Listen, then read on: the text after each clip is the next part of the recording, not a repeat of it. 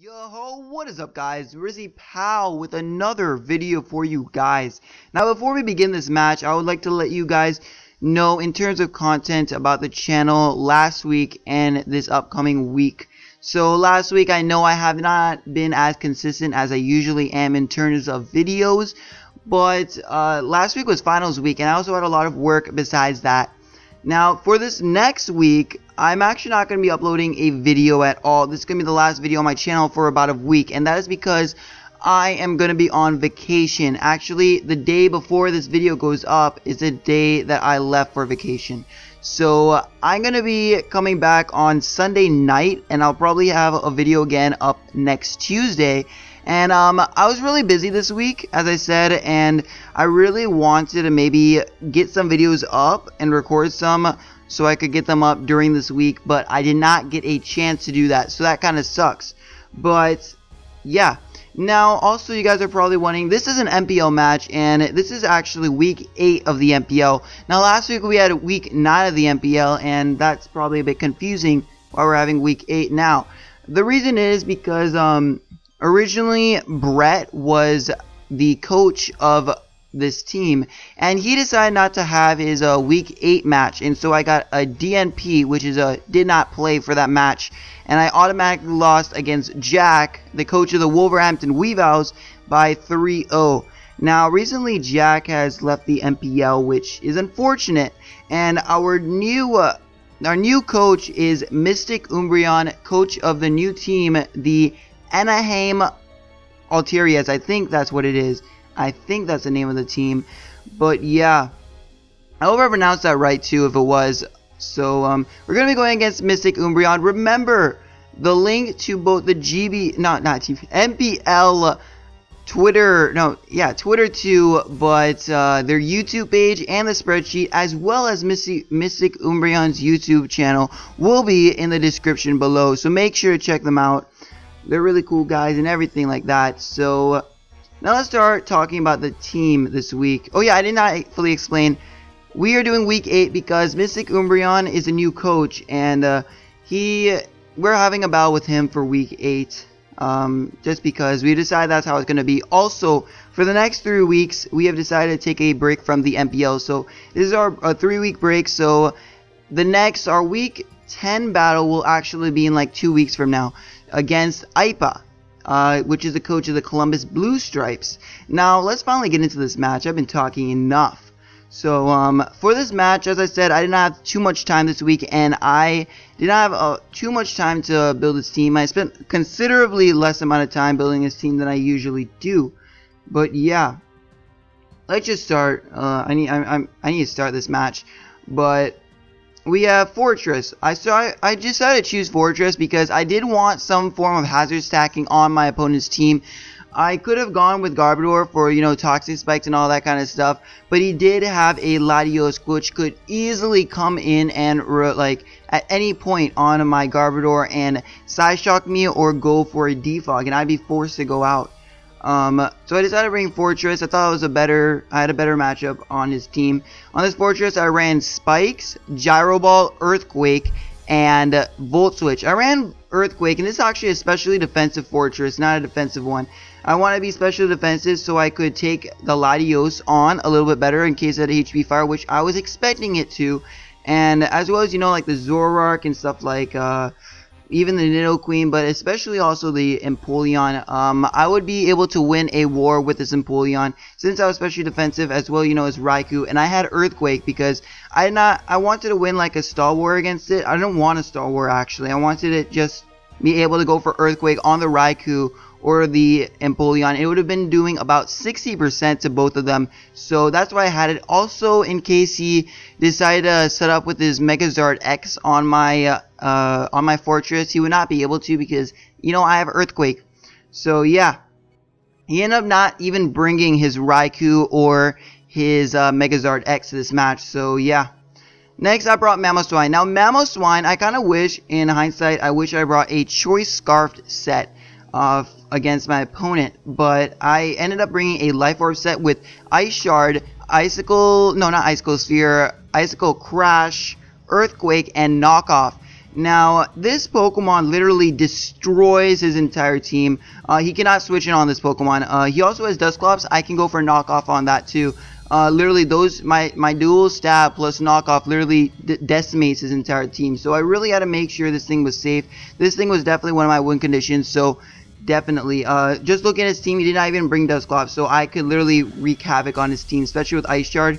Ice is super effective. Like, it just does a ton of damage to his entire team.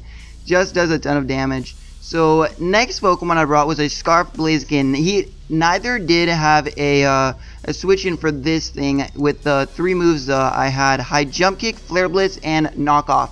I also ran Vacuum Wave once again this week just because it was a free slot and I did not have anything else better to run on my Blaziken. Just in case, you know, I was ever in that situation where I needed to just go for a clutch Vacuum Wave and knock out my opponent's Mon.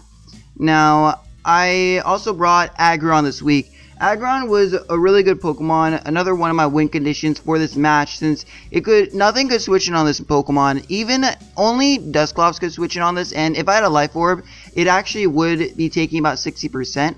But I actually did not decide to run a Life Orb this week. I wanted to run a leftover set this week, not a defensive set. I just wanted to take advantage of Aggron's natural bulk. And, you know, I wanted that consistent, you know, leftovers health coming back to me. Especially because of his Dusclops. Now, if his Dusclops ever wanted to come and switch in on me, I ran Head Smash, Earthquake, Taunt, and Stealth Rocks on this set. So if his Dusclops ever wanted to come on me, I could go for the Taunt on it. He could not go for either his Will-O-Wisp or his Pain Split. So that would have been fantastic for me. And from then, I could decide to get my rocks up. I could decide to go for a Head Smash and pretty much destroy something on his team.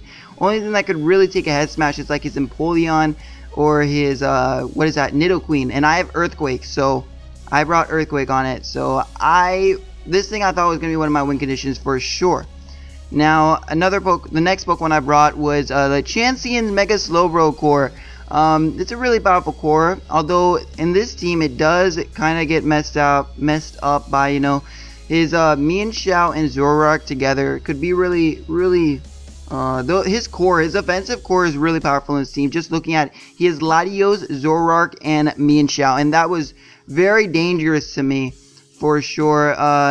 The only thing that walled this Mienshao on this team was Slowbro, and if I decided to switch in Slowbro on this thing, he could easily go for a U-turn and either switch on to something like his Latios or Zoroark on me, and that would have not been a fun time. That core together was just very powerful for me. Latios, pretty much, I did not have many switch-ins for that Latios for sure, and neither did I have a switch-in really for his Mienshao besides my Slowbro.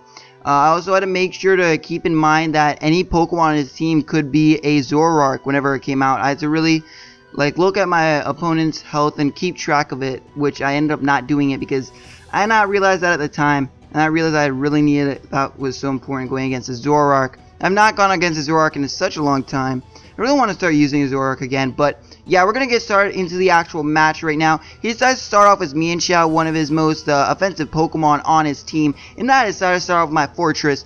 Now, even though I'd be actually taking about 60% from the High Jump Kick if it was Reckless from this Mienshao, I decided to stay in because I figured he'd think I was what is that called? A defensive set, and I was actually special defensive, as I said earlier, and if I did live, even if he knows I'm specially defensive, if he goes for High Jump Kick and I go for Gyro Ball, that is a gone Mienshao. So he brings in his Nidoqueen. I was expecting the Flamethrower, so I decided to switch my Chansey in because I ain't about taking a Flamethrower uselessly from that Pokemon.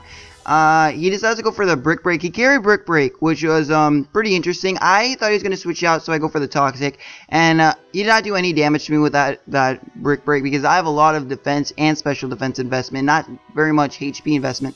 And he decided to switch in his Venusaur, and I go for Tox again because I did not expect him to go out into this Venusaur, but he actually has a knockoff, which threw me a bit off guard. I lost my Eviolite, which I guess is fine. Even though I lost my Eviolite, I figured he was going to go on to Nidoqueen right here because that was the only thing I could just switch in, and that kind of wanted to take some damage.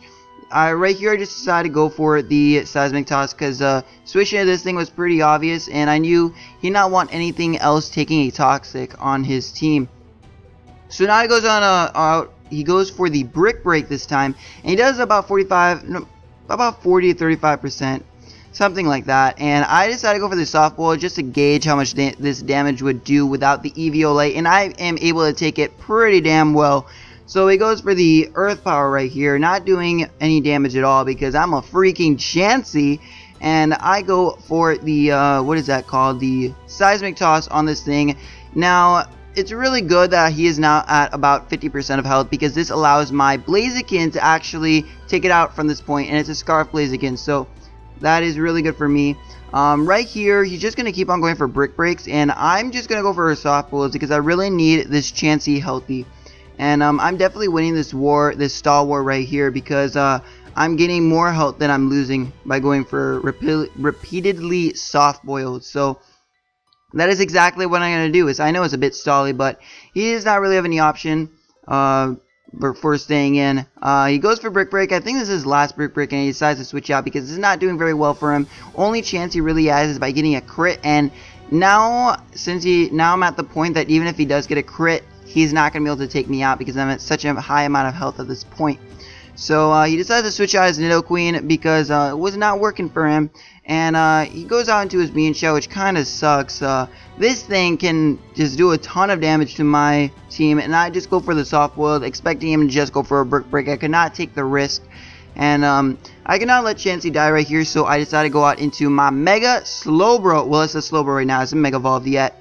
But I was really scared he's going to go for the U-turn right here because the switch was pretty obvious and he could have gotten a free switch out into like his Zoroark or his Latios, and that could have been really big trouble, especially if he got a free switch into his Latios. He'd been doing a ton of damage to me with the Draco Meteor. So right here he decides to go out into his Latios. He did not go for U-turn, which does tell me he is he's choice in some way, yes. And I decided to go for the Ice Beam because I figured the Latios was probably about to come in. Now, I was expecting to be a Life Orb set with about Draco, Meteor, Psyshock, and Hidden Power Fire. So I switch in my Fortress right here, and he gets a critical hit, which really sucked for me. I'm especially defensive, so I'd have been able to take that pretty damn well. I've been doing about 40% to me, and he's at -2 right now. So because he did get a crit, he's going to be able to, he has the amount of damage to take me out with a Hidden Power Fire if he wishes to do so. I decided to not let my Fortress go just yet because it could prove to be an asset later in the match. And I decided to go out into my Mamoswine expecting the Hidden Power Fire. And he does go for Hidden Power Fire. I think he might have not had Hidden Power Fire. Maybe something went wrong when he genned it because it's not super effective. But I don't know.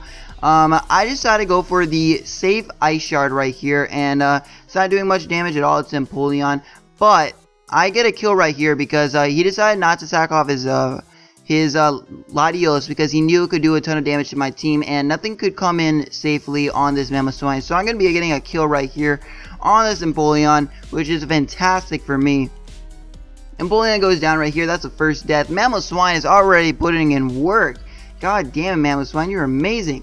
Now, this unfortunately allows us to give him a free switch into his Mienshao, actually what I thought to be his Mienshao, but he goes for Substitute, and I actually end up timing out right here, because I was really thinking about stuff, and actually something happened in real life that was going on, and it just timed out, and thank God I timed out because this is not actually Mienshao. This is a Zoroark, and I went for knockoff, and as I said, there was a lot of stuff going out on side, and I ended up making kind of a bad play. I go out into my Mega Slowbro, not realizing at first that this is a Zoroark. So I go onto this thing, and I really should have realized this, and Mega Slowbro goes down.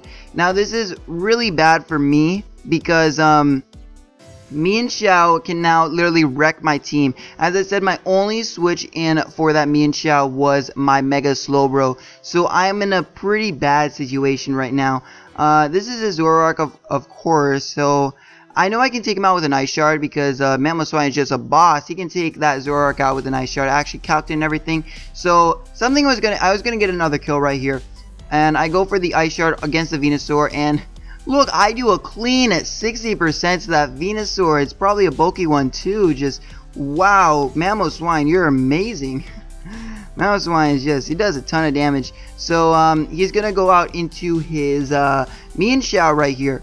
And I have no choice, because now since Slowbro is dead, he just gets a kill with this thing at any point. He can literally sweep my team. So I have to go for the Ice Shard to get damage off. I cannot just sack something off. Unfortunately, Mouse Wine has to go down. I know it was probably my win condition, but Mouse Wine had to go down. Now, I do have Vacuum Wave on my Blaziken, so I go out in the Blaziken right here, hoping to expect that... Oh, my Skype just went off. That kind of sucks. But hoping that he doesn't realize that I do have Vacuum Wave or something like that.